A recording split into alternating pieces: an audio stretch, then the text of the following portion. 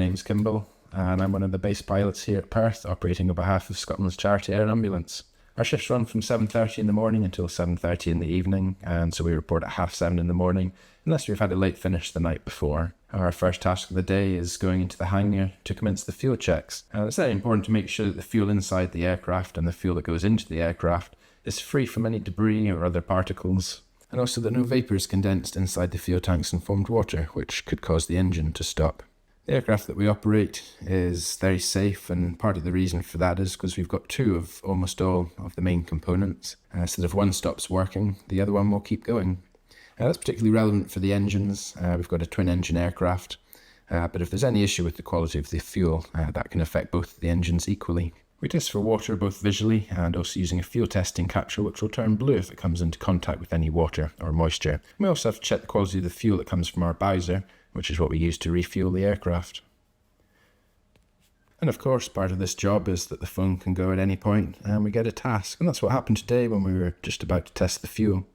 When the telephone goes and we get a task, then the whole crew will meet and we'll receive information about the nature of the incident, where it is, and the nature of the medical emergency.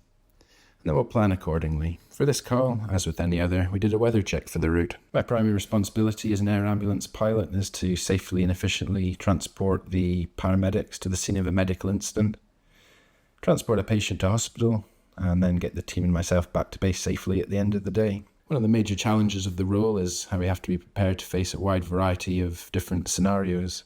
After returning from this mission, I had to complete the fuel checks. I'd already checked the fuel inside the aircraft before we went, and now I had to continue with checking the bowser.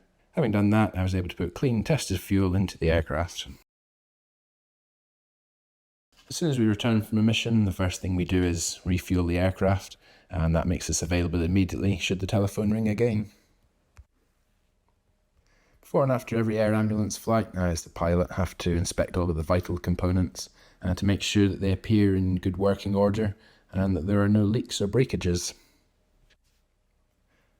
Because we operate at Perth outside of the operating hours of the airport, we have to have our own means of refueling the aircraft. So we have our very own bowser, and from time to time it has to be taken up to the fuel pump to be refilled. Today was one of those days that I had to get the tractor out and take the bowser up to be refilled. Every day we'll get together as a crew and go through our morning brief. Usually do this before we fly, but today, because we had an early mission, we did the morning brief after we returned. The morning brief sets us up for the day, and we discuss all the things that can affect the operation for that specific day. It's a privilege to have this job, and I thank you for your support.